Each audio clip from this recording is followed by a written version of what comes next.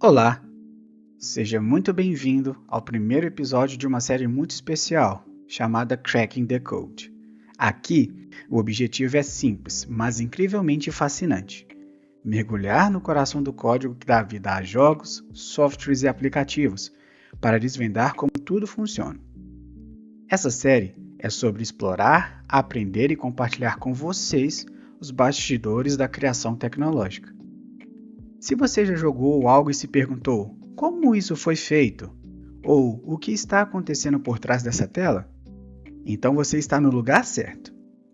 E antes de mais nada, por que o nome Cracking the Code? Bem, eu escolhi esse título porque ele encapsula perfeitamente o espírito da série.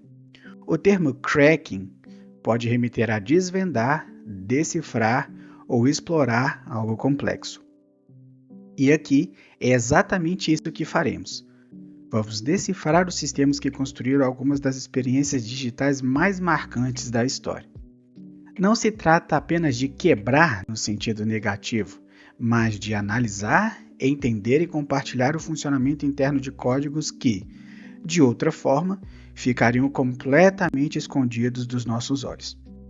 Essa série é um convite para você, espectador, fazer parte dessa jornada de curiosidade e descoberta. Vamos examinar códigos que foram reconstruídos por fãs ou disponibilizados como projetos open source, explorando tanto os desafios quanto as maravilhas que os desenvolvedores enfrentaram para trazer esses projetos à vida.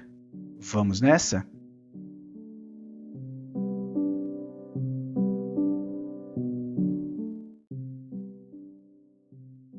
Para começar essa série com o pé direito, decidi explorar um dos maiores clássicos de todos os tempos, o Super Mario 64. Lançado em 1996 para o Nintendo 64, este jogo foi revolucionário. Ele não apenas introduziu o Mario ao mundo 3D, mas também estabeleceu as bases para que todos os jogos de plataforma em 3D que vieram depois.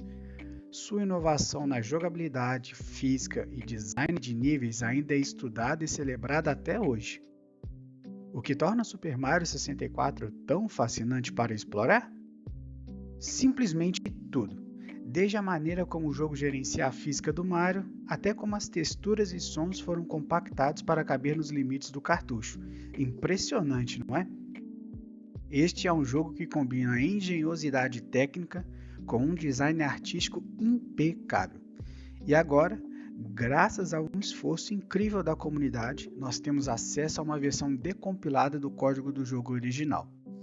Mas, antes da gente continuar, o que é uma decompilação?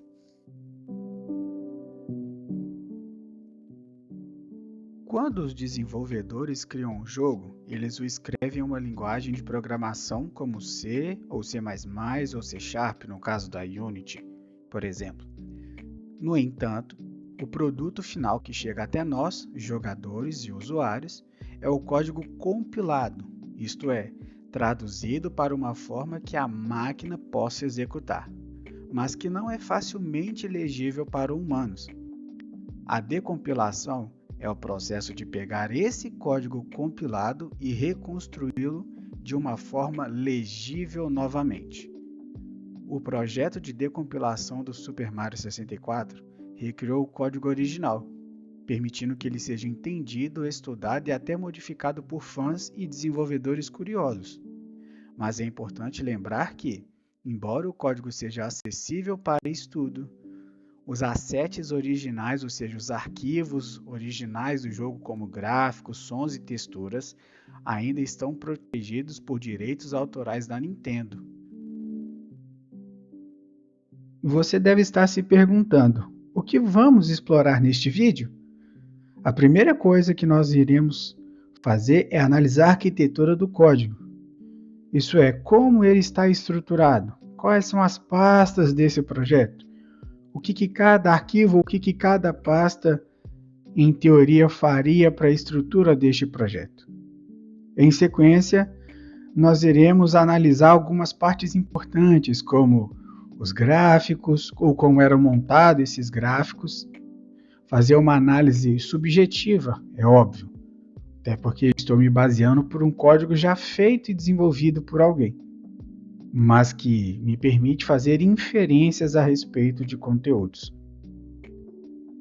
Iremos também analisar um pouquinho da câmera do Super Mario 64, onde é carregado o som, principalmente como é feito a tela inicial e algumas outras coisas mais.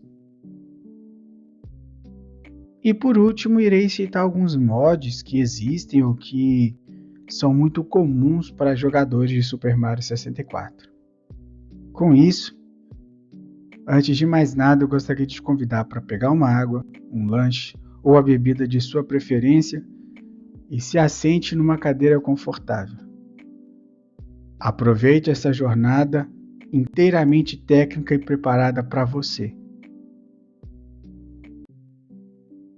Muito bem, pessoal, para entendermos melhor ou compreendermos melhor do que se trata este projeto, arquiteturalmente falando, nós precisamos entender alguns termos ou terminologias. E o primeiro dele é essa palavrinha ASM, que é essa pastinha que nós estamos vendo agora na tela. Então vamos compreender um pouquinho melhor como funciona toda essa pasta.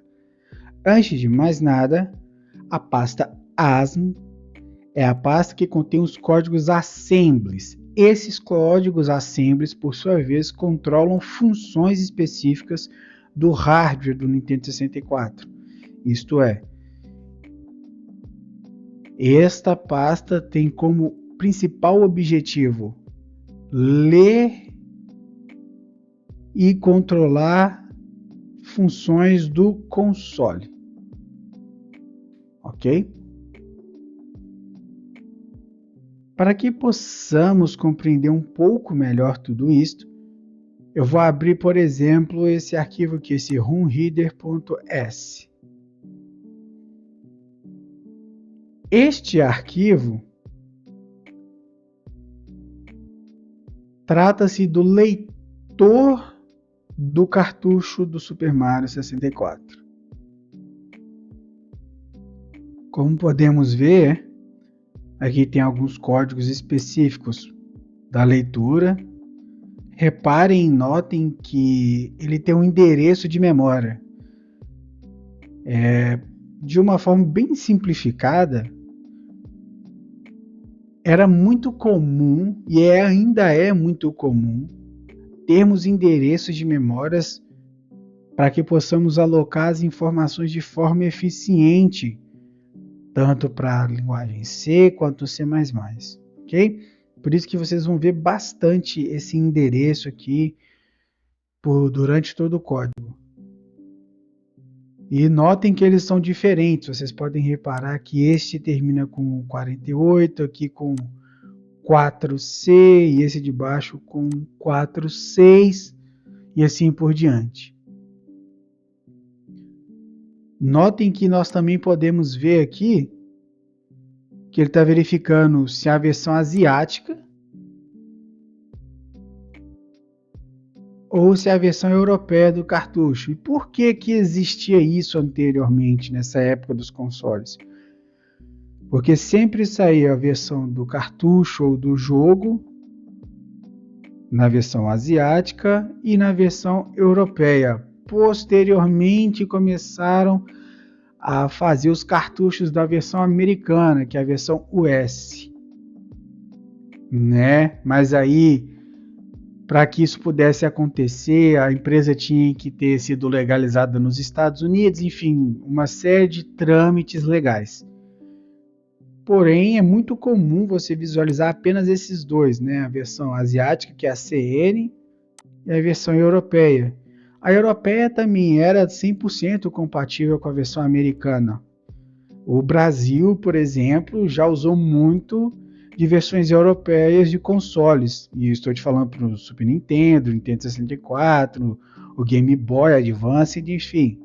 Para vários cartuchos nós temos sempre um jogo na versão europeia. Uma vez que muitos deles têm o idioma de português de Portugal, e não o português brasileiro, que é uma variante do português de Portugal. Combinado?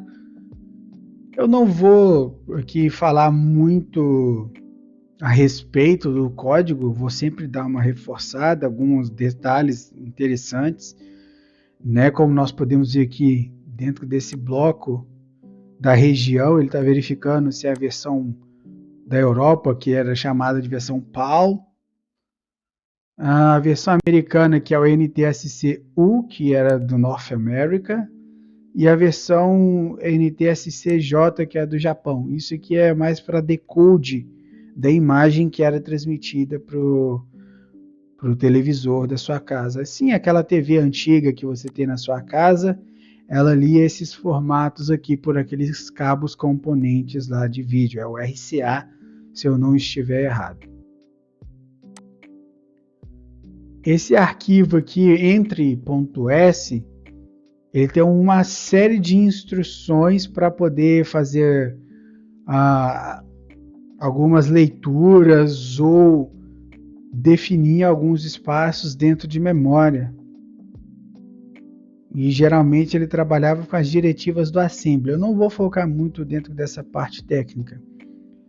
Esse arquivo boot.s, por exemplo, ele fazia o boot provavelmente do console e ele permitia fazer a leitura do nosso cartucho, como nós podemos ver aqui na linha 27.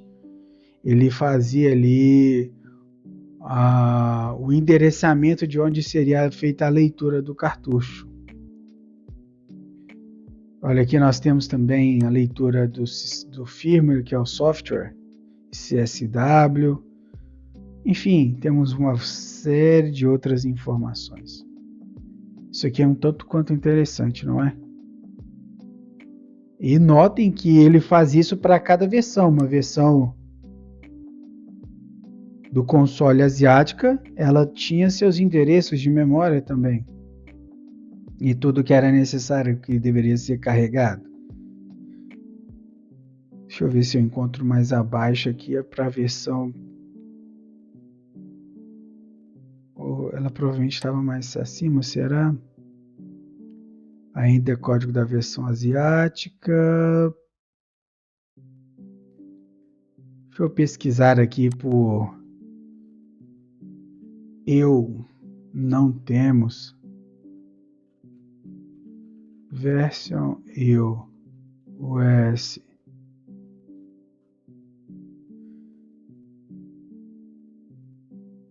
Temos uma série de códigos voltados somente para a versão asiática do console, que interessante. Provavelmente se tratava, estou fazendo uma inferência completa aqui, provavelmente se tratava de uma versão americana, mas que possuía imbuído uma forma de acessar os dados da versão asiática, ou então a versão asiática era comum, arquivo para ambos. Não dá para a gente ter certeza, mas esse código é justamente sobre isso. E esse decompress aqui, do que seria? Ele está fazendo todo o decompress de itens dentro da memória. Fonte?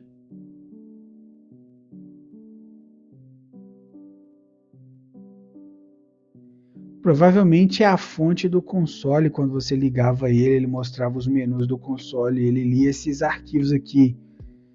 São 49 arquivos de fonte que desconheço completamente esse formato IA1, mas é um tanto quanto interessante. Depois eu vou pesquisar um pouco mais a fundo sobre ele.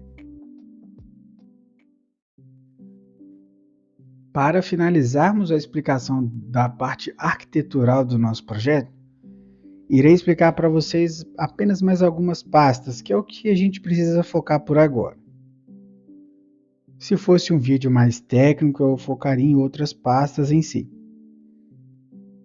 Para que a gente possa ganhar mais tempo analisando algumas outras coisas do projeto, irei focar com vocês justamente nas últimas pastas que eu acredito que sejam mais importantes. Começando pela pasta Source ou SRC, que basicamente é a pasta principal do nosso projeto, onde está o código do nosso jogo, onde tudo está colocado, inserido, criado. Vocês podem ver que ela tem a pasta áudio, a pasta buffers, engine, game, menu. Nós vamos passar bastante por ela, porque ela detém muito do que nós precisamos para compreender mais a fundo sobre o game. Temos também a pasta data, que geralmente ela tem configurações importantes, como tabelas de parâmetros e algumas outras coisas que são relacionadas ao jogo. E por último, vamos olhar a pasta text para esse projeto em específico, que aqui tem todos os idiomas do jogo, tudo que é lido ou as mensagens que você interage com outros personagens durante sua gameplay estão inseridas nesse contexto. Mas também nós poderíamos trabalhar com a pasta lib, que é uma pasta interna, a própria pasta sound, que tem aqui a estrutura, né, como é que é a sequência dos áudios do jogo. Então tem aqui o player de áudio, mas não vamos focar nisso agora. Também teríamos a pasta Assets, que é importante. Essa pasta que contém as animações todas feitas em C para os nossos personagens. Então todos os personagens do game têm uma animação que foi escrita dentro dessa pasta em código C. Lembrando que isso aqui tem ainda a parte do código que é feito para a máquina compreender, ok? Por exemplo, se viermos aqui e abrirmos esse personagem, essa animação 0A, que eu não faço ideia de que personagem é, vocês vão ver que a gente tem os índices aqui, os valores de memória, todos eles são utilizados para trabalhar diretamente com a animação desse personagem. Que personagem que é esse? Não faço ideia. Mas aqui temos a nossa animação do personagem 0A. Então, chega de conversa, vamos explicar por parte, começando pela pasta source, combinado?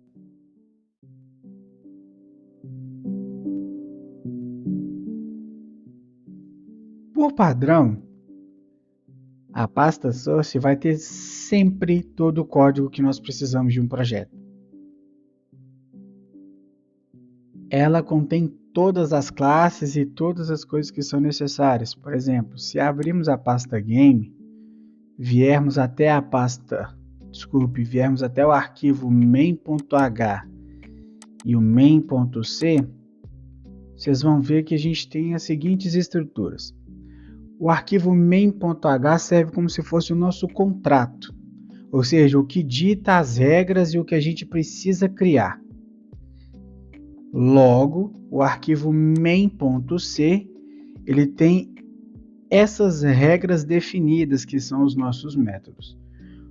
Se você observar muito bem aqui, olha, nesta parte do código, por exemplo, estão tentando dar o início, né, inicializar ali a task para carregar o áudio do console ou do jogo. E ele olha, ele faz algumas checagens internas por conta desse bloco de condicional, chama um método específico, se a gente olhar aqui muito bem detalhado. Temos também um método para verificar depois que o áudio foi carregado se está tudo ok. Enfim, temos uma série de informações aqui, ó, que é para configurar toda a estrutura de fila, né, desses processos que vão acontecer. Isso tudo é muito interessante, cara. Olha que, se pararmos para pensar bem, né, tudo isso é alocado em alguma parte da memória interna, no processador e na memória RAM do videogame, né, do console, sem contar que isso tudo tinha que ficar alocado no cartucho, não podia ficar em si alocado no console. Até porque não tínhamos o poder de processamento e também a memória suficiente para processar todas essas informações, como hoje temos aí, por exemplo, num portátil simples, esses que vocês compram aí no AliExpress, como o R36, ou esses outros consoles portáteis antigos, que rodam jogos antigos aí de Super Nintendo, até o PlayStation 1. Hoje em dia as placas são totalmente diferentes. Se olharmos bem, o Arduino é mais eficiente que um console como esse. Obviamente que ele não tem o mesmo intuito. Agora, se olharmos tecnicamente a sua viabilidade, isso é, o seu poder de processamento de informações, bem como a quantidade de memória alocada, ele está a anos-luz de tecnologia e de praticidade. Uma coisa interessante de ver aqui nesse código também, do main.c, é que nós temos esse message ID. Se observarmos bem aqui, eles estão definidos. Em algum momento, se essa mensagem for completa para o SP, que eu não sei o que é SP, mas ele está aqui dentro desse ID, ele vai retornar o código 100. Se for uma mensagem DP, deve ser alguma coisa de interna, vai ser 101. Se a mensagem vier vazia ou então a tela ficar escura, geralmente esse blank é a tela escura sem nenhuma informação, é o 102. Quando ele dá o início na task de fazer o GFX, que provavelmente é para elaborar o gráfico, para carregar as funções de gráfico, ele vai definir isso como 103. Não é como hoje que nós temos um trecho de código que você pode fazer ali toda uma documentação, você tem aquele padrãozinho de usar as 3 barras, isso eu estou falando Visual Studio, ele gera para você um summary, e você consegue colocar ali um texto mais explicativo, mais bem elaborado, isso você não tinha. Imagina você programar, né? Por exemplo, aqui você tem uma thread do sistema com esse nome que ela pode ser até não usada, tá até aqui no comentário, que você não sabe onde que é, se realmente é. Se não tem um nome, por exemplo, calcular soma ou realizar subtração, que é um nome mais descritivo. Nossos métodos hoje têm alguns patterns que basicamente facilita e faz com que a gente possa tornar o código legível para o outro desenvolvedor. Pensa você como um desenvolvedor daquela época e ia pegar um código desse para dar manutenção para inserir uma nova funcionalidade. Você ia ter que saber do que se trata. Por exemplo, isso aqui é uma coisa mais simples, né? Esse G na frente quer dizer global, então isso é usado em todo o código. Mas temos métodos, por exemplo, um noMainFunc, uma função principal desconhecida.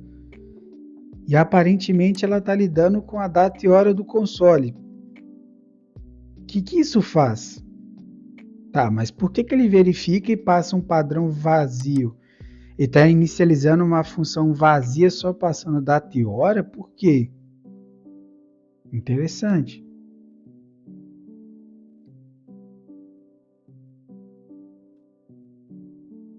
Olha que interessante esse método que começa na linha 131. Ele está alocando o pool de memória para criar o start e o end, que é para começar e terminar. Passa endereço de memória, ele está inicializando a memória nesse endereço 0x40000. Isso é muito diferente do código que a gente escreve hoje.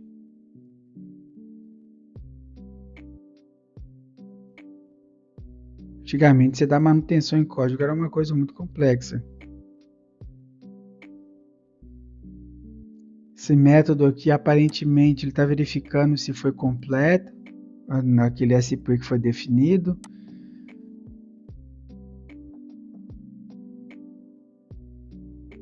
Ah, ok. Então provavelmente ele está verificando e ele vai iniciar o áudio sem interromper o vídeo, que é o GFX.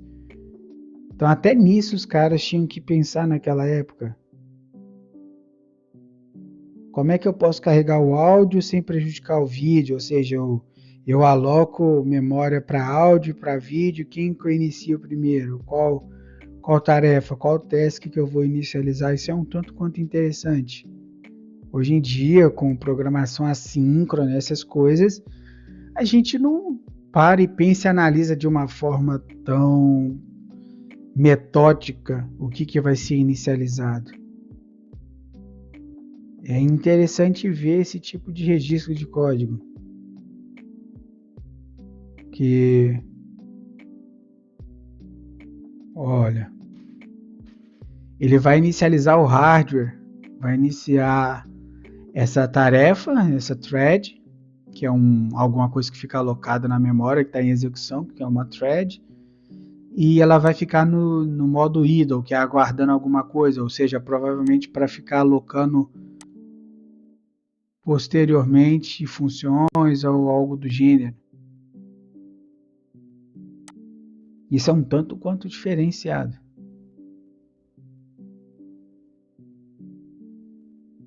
Que diferente, muito diferente. Vamos ver mais algum outro aqui. MarioStep.h e MarioStep.c.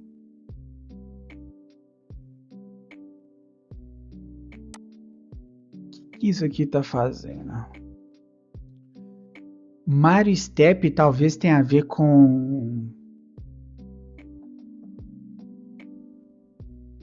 a movimentação do Mario? Vamos tentar entender aqui. Aparentemente é algo do Mario mesmo. Sempre vai retornar zero. Isso foi feito com a intenção de ser usado para o trampolim beta. Vai retornar o valor que é usado na função set Mario yvel based on fspeed.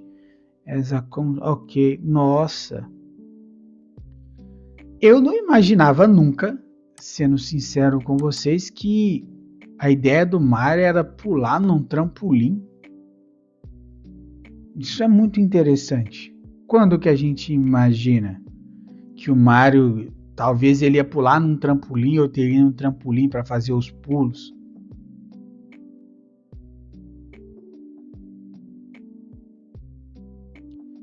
Essa função aqui, pelo que está na descrição do comentário, ela não faz nada, ela apenas obtém o estado inicial do Mario, que todo objeto 2D, acho que 3D também, me perdoe os desenvolvedores de jogos se eu estou falando alguma mentira, mas eu não pretendo estar aqui sendo uma pessoa que faz análises subjetivas de forma que prejudique os desenvolvedores de games, mas todo objeto, seja ele 2D ou 3D, até onde eu sei, ele tem um estado.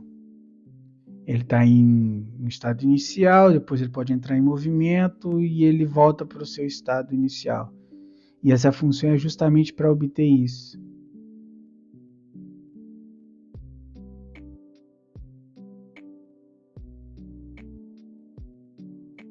Um sistema de colisão. Colisão é o que faz o seu personagem se chocar com outra coisa. Por exemplo, quando o Mario chega na grade no Super Mario 64,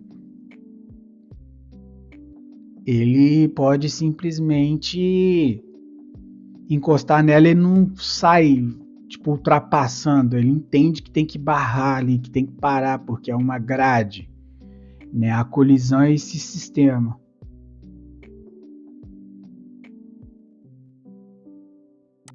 O reflexo do Mario provavelmente se é usado para o Mario de metal, quando você pega aquele poder dele de metal, ou então quando ele passa numa estrutura que é de espelho e tem que refletir imagens, que deve ser usado também.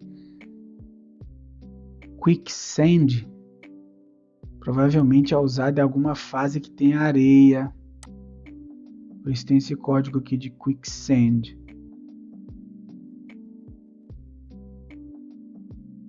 Isso aqui é para calcular o andar do Mario num chão comum. Ele andando pela areia, moving sand. Wind ground, quando o Mario está caindo. Ah, verdade, tem funções, tem fases do Mario que ele pode pular e cair de uma determinada altura. Isso precisa ser calculado. Isso tudo é um tanto quanto interessante. Imagina pensar nisso tudo.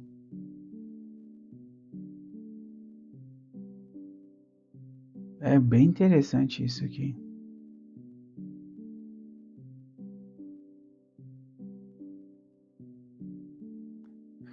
A água é um pseudo-chão.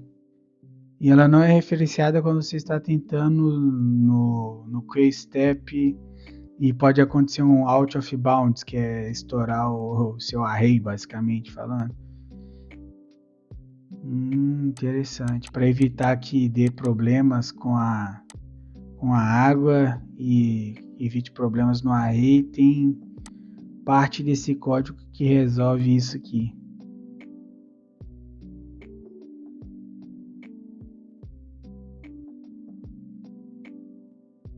Só de pensar que isso aqui tudo é chamado em tempo de memória a todo momento, que, por exemplo, você está andando pela fase, você está andando num chão de pedra, né? E ele faz um determinado som porque é chão de pedra. De repente vai para um chão de terra.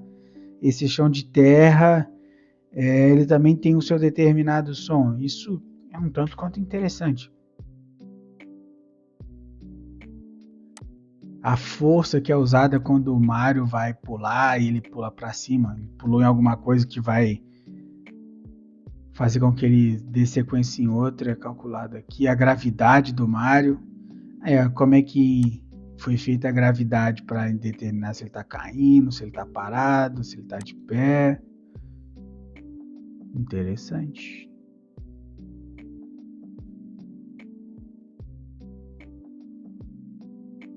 Cara, isso aqui é muito louco. Vamos ver o código do próprio Super Mario. Que é esse Mario H e Mario C. O que o Mario H tem? Se a animação está no fim, se a animação past end. Se depois que a animação acabou e passou 2 frames, talvez seja alguma coisa que o console não gerenciava, então eles precisavam fazer uma função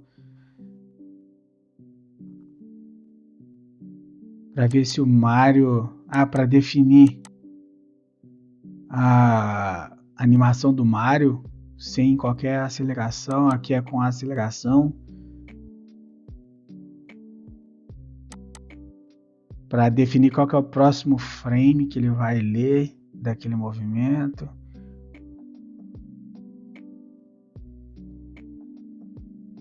Que interessante. Play Mario Sound. O que faz essa função? Play Mario Sound. Vamos dar um definition nela.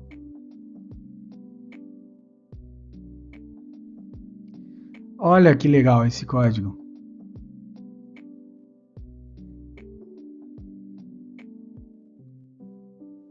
Ele está verificando qual o som do Mario que ele tem que tocar.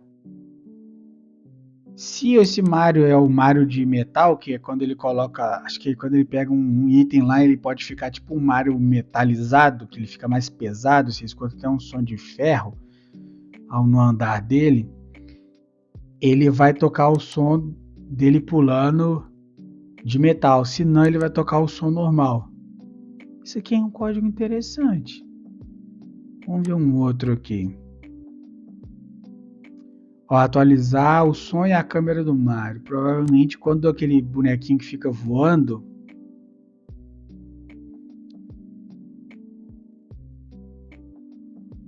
é verdade, isso mesmo. Ele vai ajustar a câmera que está no modo de visualização do Mario e o som. Não sei se eu vou conseguir explicar bem, talvez eu vou colocar aqui a parte. Durante todo o Mario 64, você pode trocar a câmera daquele bichinho, acho que é um Laquito, se eu não estiver errado. Ele fica segurando a câmera na nuvenzinha, que é mostrada no início do game. Aquilo lá é para definir o posicionamento da câmera, parte daquele código que vai mostrar essa câmera.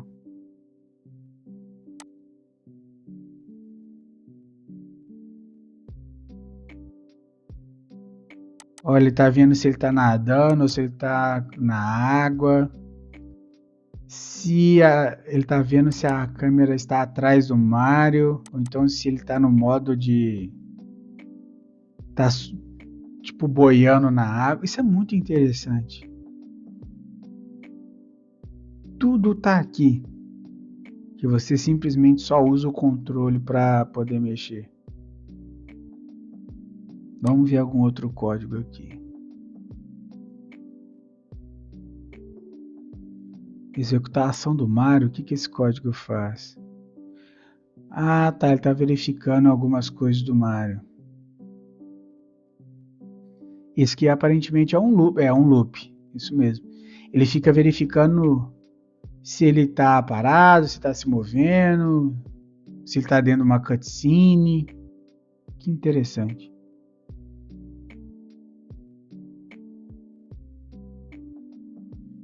Ó, aparentemente... Olha que interessante. Por que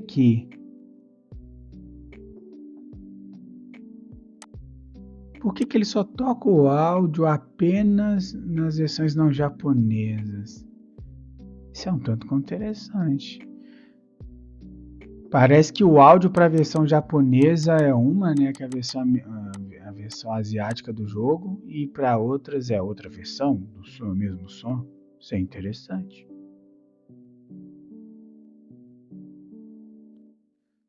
Vamos ver o que mais nós temos aqui. Nossa, um arquivo de save.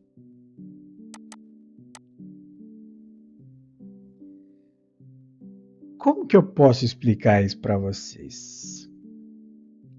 Num arquivo de save, a gente está falando de um videogame de 1900 e alguma coisa. E como tudo estava no cartucho, você tinha que guardar o jogo em si no cartucho, que é o que está aqui tudo esse código, e ainda você tinha que permitir salvar o progresso do seu usuário, né? Senão ele ia perder. Imagina toda vez que você ligasse o videogame, aí você, sei lá, começou a jogar pela manhã, parou à noite para fazer alguma coisa ou algo do gênero, e você precisasse encerrar, né? Parar o que você estava fazendo e você não queria perder. Então, daí que nasceu o contexto de criar save, que é guardar o progresso do usuário.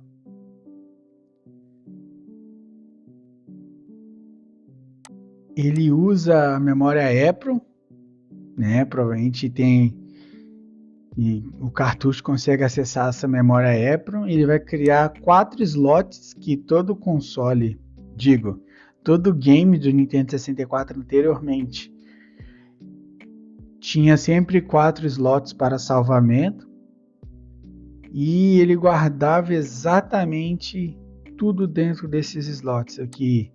Era sempre o slot A, B, C ou D mesmo, ou então slot 1, 2, 3, 4, que mostrava na tela.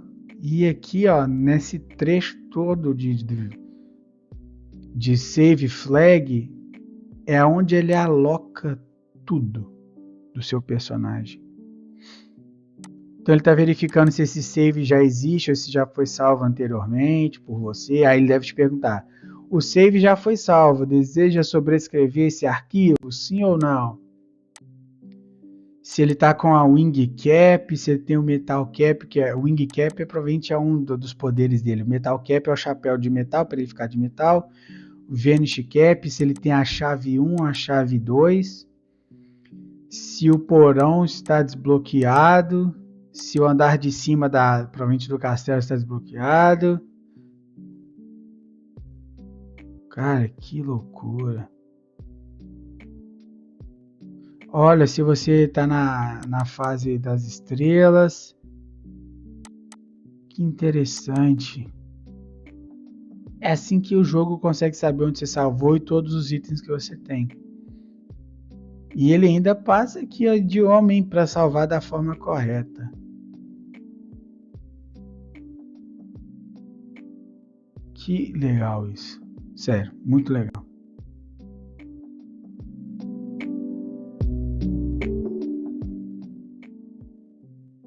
Continuando a nossa análise exploratória do Super Mario 64, iremos agora analisar os arquivos que compõem o menu.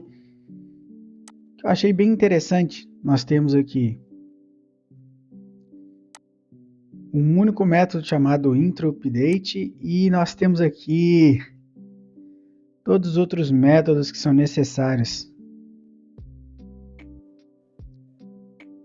Para quem não conseguiu reconhecer isso aqui ainda, é a funcionalidade de fazer aquela tela inicial do jogo do Super Mario. Vou tentar também colocar aqui durante a edição do vídeo aquela primeira telinha inicial que você vê. Essa tela aqui, ó.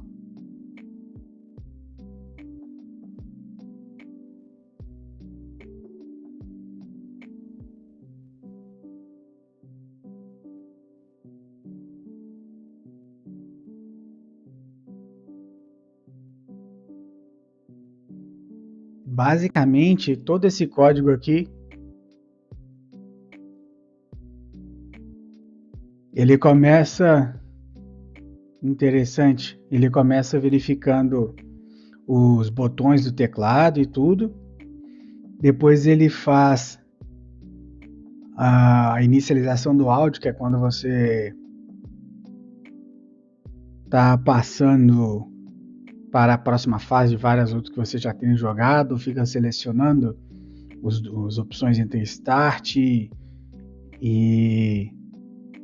o Select Stage, ele fica fazendo o play do áudio, ele escreve na tela as mensagens, né, de Select Stage e Press Start Button.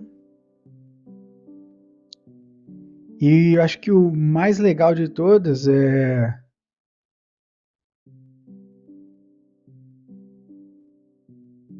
que na versão japonesa parece que o Mario ele fala alguma coisa além do It's me, Mario, aquela frase icônica, né? Ele fala um olá por esse trecho de código que nós podemos ver aqui e que também passou um pouco a pouco aqui na edição.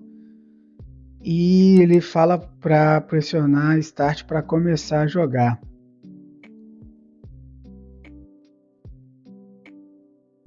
Isso aqui é muito interessante. Temos uma função também para quando você morre, volta para a tela inicial, que é o Game Over, né? Aparentemente também tem um código, olha que interessante isso. Aparentemente existe também uma porção do código que detecta se a versão é japonesa. Se sim, ele faz um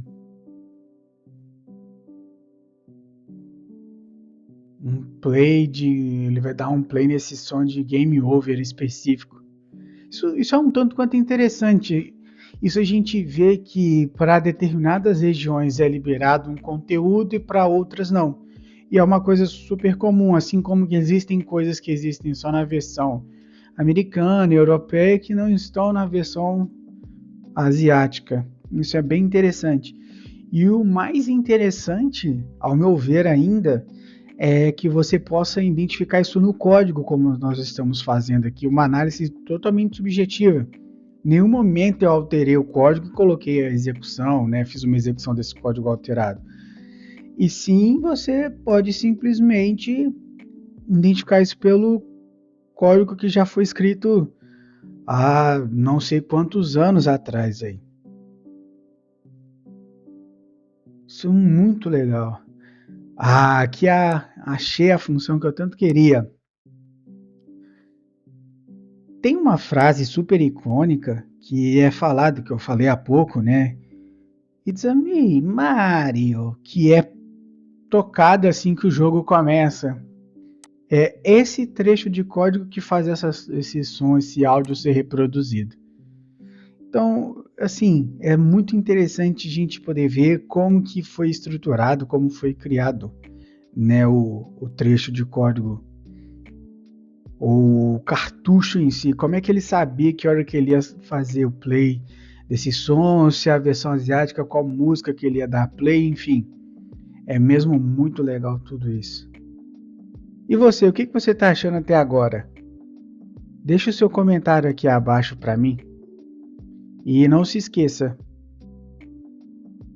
na descrição do vídeo, no comentário fixado, você vai ter o link para acessar esse mesmo repositório e você poder baixar e por sua conta própria você poder fazer essas alterações, verificar esses códigos também, combinado?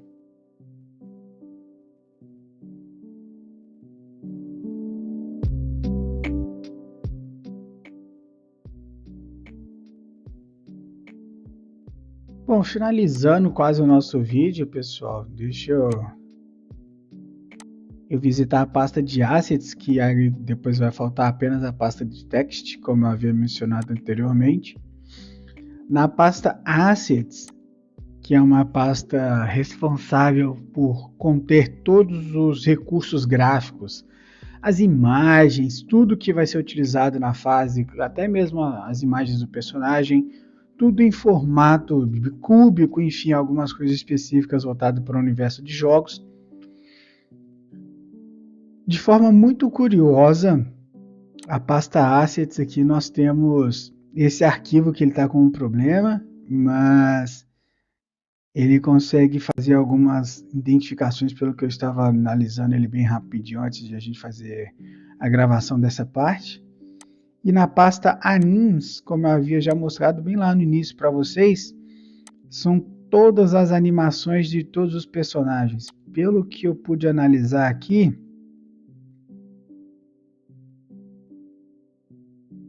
temos pouco mais de cento e poucos personagens. Isso deve ser entre tantos personagens principais como o próprio Mario, bem como os outros que a gente pode interagir durante o mapa. Então é muito interessante a gente ver que ele tem uma estrutura de animação e ele tem um método para fazer um índice de partes dessa animação. Então ela começa com os índices, que é essa estrutura, depois ele vai para os values e ele fica fazendo uma transição entre esses valores. E o mais engraçado e também tanto quanto interessante e diferenciado é que tudo isso está alocado em memória. Ou seja, isso está de forma gravada dentro do cartucho e ele acessa isso. Imagina como que não era para fazer antigamente, né? Que loucura. Pensa hoje um personagem 3D aí, sei lá, pega um game qualquer aí, vamos pegar o The Witcher, por exemplo, e pega um personagem do The Witcher que você vê em mente, ou qualquer outro jogo, o Crash Bandicoot, enfim, você pode escolher aí um game de sua preferência, ou que você conhece. Imagine esse personagem em 3D, no formato 2D, né? No caso aqui já era o início do 3D, os primeiros polígonos que faziam esse personagem ser modificado e também guardado em memória para ser alocado, e isso tinha que ser carregado em tempo de execução. O tempo de execução nada mais é que o que ali está acontecendo tudo, ele vai chamando as funções que são necessárias para um loop, alguma coisa que sempre está sendo executada em segundo plano para fazer a substituição. Olha que legal isso, cara. Quanto item para guardar a posição das animações de um personagem.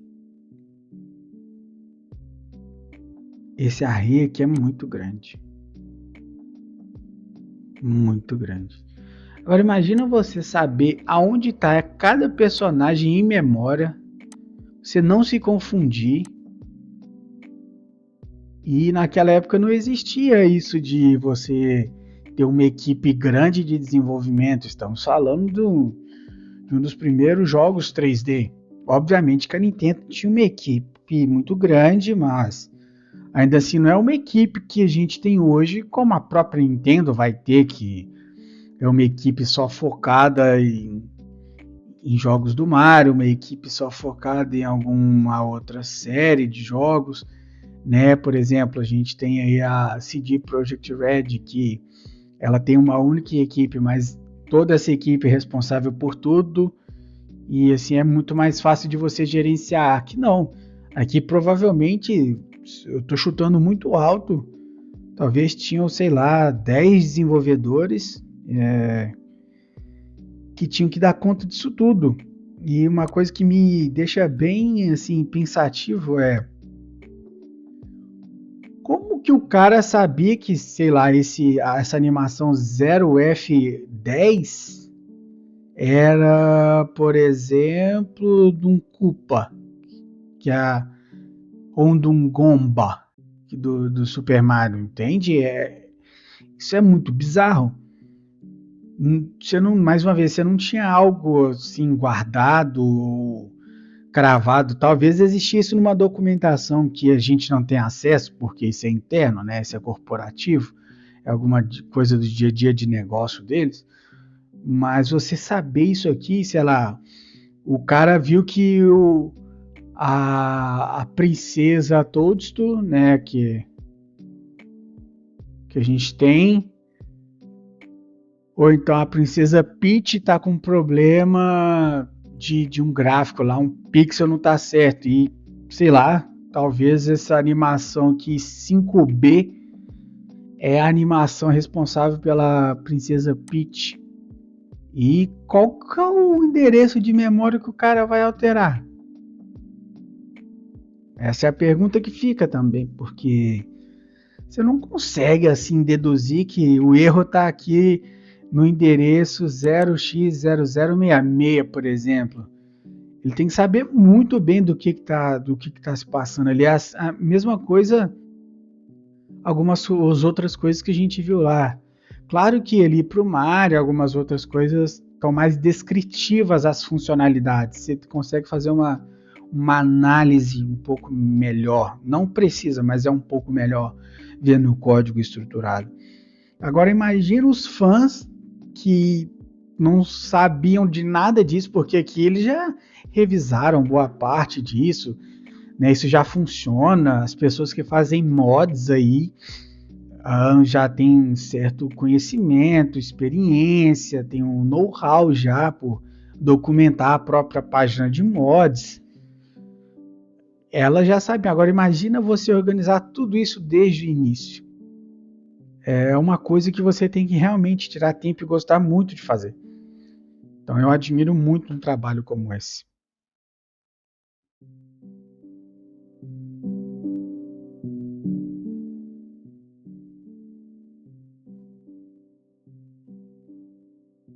Por fim, pessoal, mas não menos importante, acho que é interessante a gente dar uma passadinha aqui nessa pasta text. Depois de uma análise um pouco mais fria,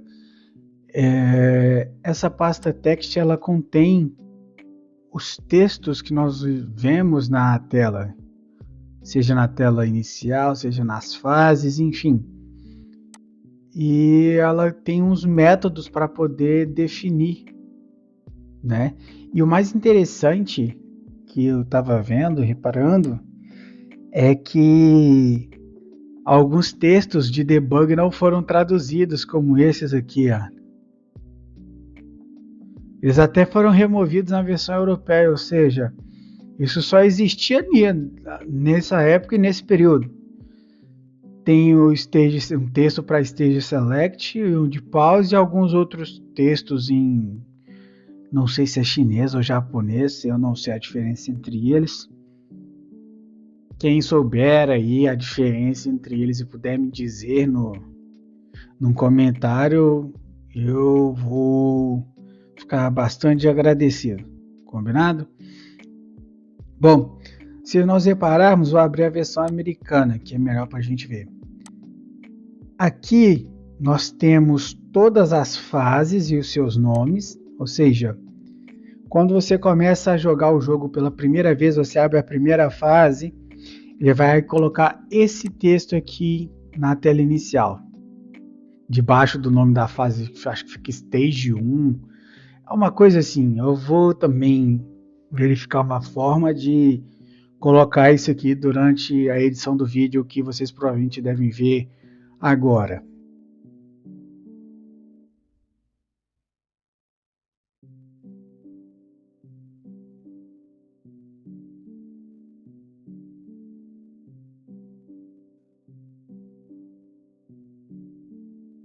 Esse nome dessa fase, ele também tem outras fases. Não sei se vocês já jogaram alguma vez o Super Mario 64, mas cada fase tinha outras fases dentro, tipo umas subfases. Ou seja, essa primeira fase você jogava para resolver esse problema do Big Bomb on the Summit. Depois você tinha que rejogar e podia ser esse Mario Wings to the Sky. Enfim, a Find the 8 Red Coins. Depende muito da versão e a hora que você estava jogando essa fase. Então, esse textinho que vocês estão vendo aqui é o nome da fase e o que você estava fazendo nela. E é interessante a gente poder identificar. Então, provavelmente, suponho eu que quando fizeram a tradução desse jogo, ou se um dia forem fazer a tradução desse jogo, ou revisar essa tradução, esse texto é alterado aqui, o jogo é compilado novamente com essa tradução feita.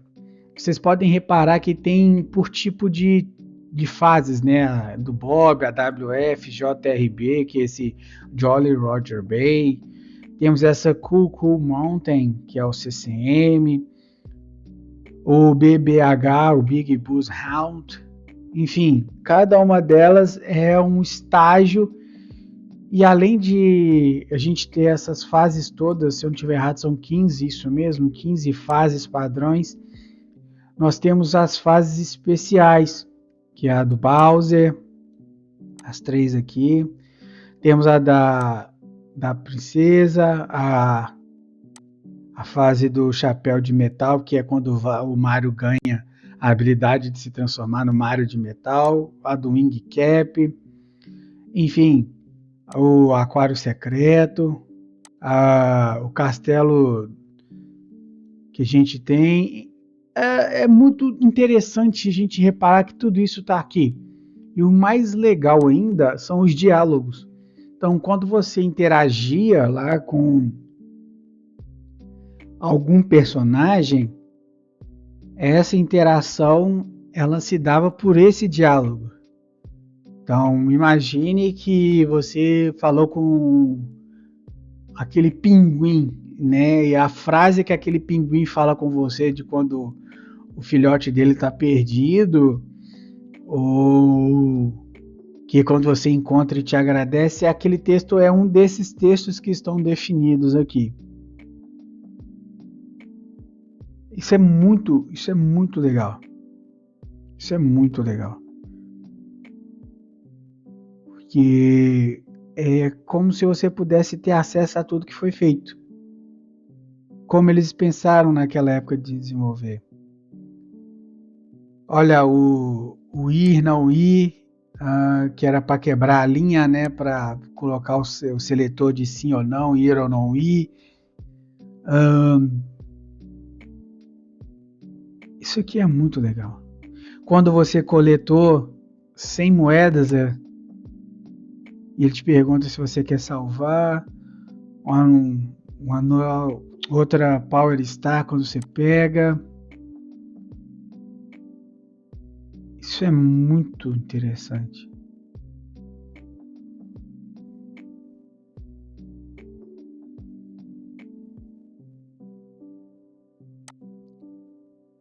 Gente, isso é muito legal. Então, se você um dia tinha interesse em entender como é que ele sabe que tem que digitar essa frase quando interage com o personagem, ou depois da primeira interação ele vai carregar a próxima. No caso, o Super Mario 64 é definido nesse dialogues.h, que era bem interessante.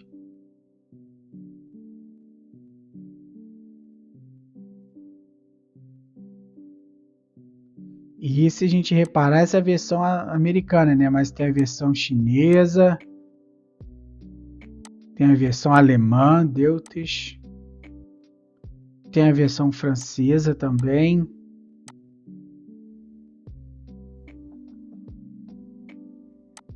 E por fim a versão japonesa.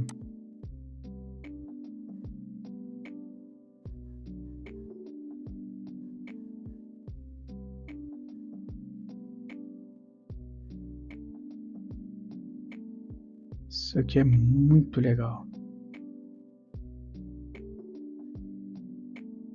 Muito interessante mesmo. E uma coisa que era muito comum na época, a tradução não era feita em muitos idiomas, né? Eles consideravam a versão europeia como a França, a Alemanha e alguns outros países, e predominantemente, tanto para a versão europeia quanto para a versão americana, era o uso do inglês.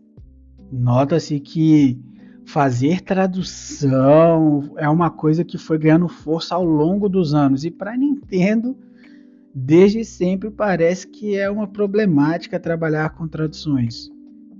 Hoje em dia, alguns outros poucos jogos, ou então as franquias, acredito que sejam mais principais, como o Mario Wonder, que veio todo traduzido para português do Brasil. Ele também tem regionalidade para português de Portugal, que é muito interessante.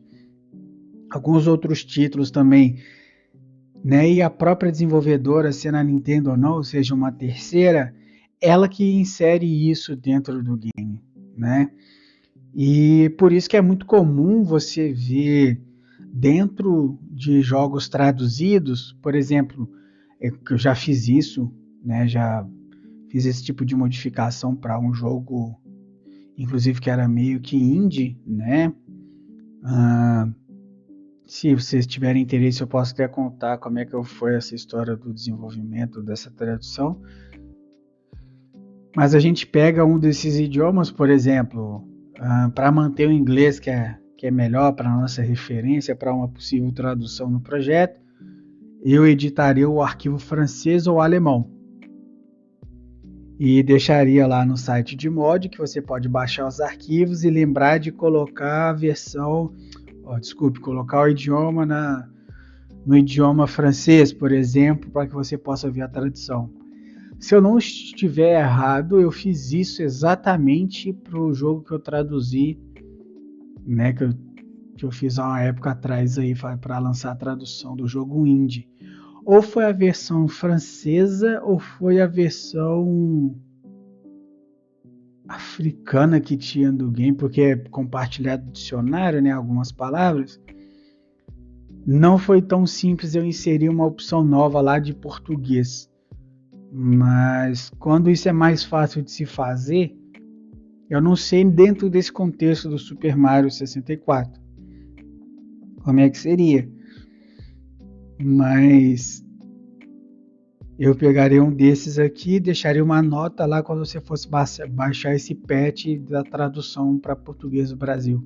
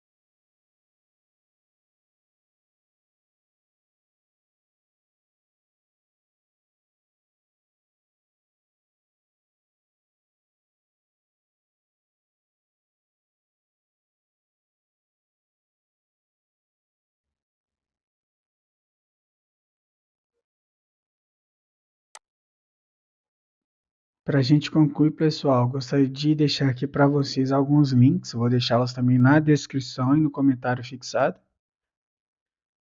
Uma série de mods que já foi feita e criada para o Mario 64. Tem do mais tipo variado de mod que vocês possam imaginar.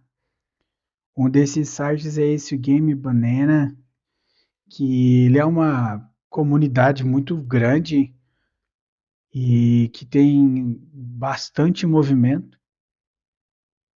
E aparentemente tem mods aí que estão sendo desenvolvidos e estão trabalhando nele, que está em projeto inclusive. Tem um outro site do SMW Central que aparentemente tem uma lista de filtragens e postagens de hacks para Super Mario 64. Não faço ideia do conteúdo de mods que existem, que possam ser baixados, mas é algo que é movimentado e é atual. Sempre tem um comentário, tem uma quantidade expressiva de download, por exemplo. Esse Super Captain Falcon 64 para o Mario 64 já foi baixado 12 mil vezes. Então é algo que realmente a comunidade tem trabalhado ao longo do tempo. E eu acredito que acho que é isso que torna um game ainda mais especial. É óbvio que mods, desde que você não altere nada que esteja protegido por copyright, são bem-vindos e deveriam ser bem-vindos, mas não cabe aqui uma discussão do que seria legal ou não, é um assunto um tanto quanto complexo, mas eu acredito que sim, você ter uma certa abertura a mods aos seus jogos ficaria algo bem mais interessante. Você pode pegar um game como esse de 96, que até hoje tem pessoas que modificam as coisas dele. Eu acho que um dos mais interessantes que eu vou fazer questão também de deixar aqui na descrição do vídeo, no comentário fixado, é a tradução. E ela foi feita recentemente, a última vez que ela foi atualizada foi em maio de 2021.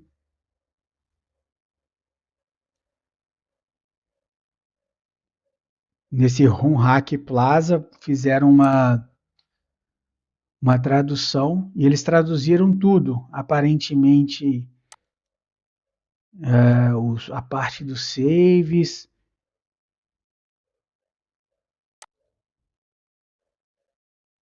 como você pode ver aí, ó, tá realmente tudo traduzido.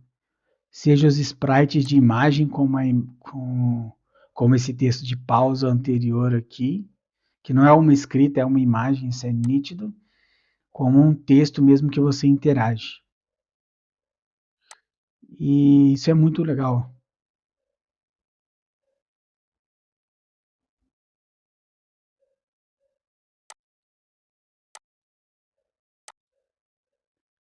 É isso, pessoal. Espero que vocês tenham gostado desse vídeo. Eu sei que ele ficou um pouco longo, mas ele tenta trazer uma perspectiva um pouco diferente, uma parte um pouco técnica sem ser tão técnica assim. Estou pensando em trazer ou Mario Kart 64 ou Zelda Ocarina of Time para o próximo vídeo dessa série dentro do Bugiganga Tech. O que você acha? Despertou seu interesse para trabalhar com home hacking? Ah, ou trabalhar com outros projetos dentro de home hacking? Desde que seja consciente, não é? Deixa para mim também a sua opinião sobre este vídeo aqui nos comentários, combinado? Um abraço e até a próxima.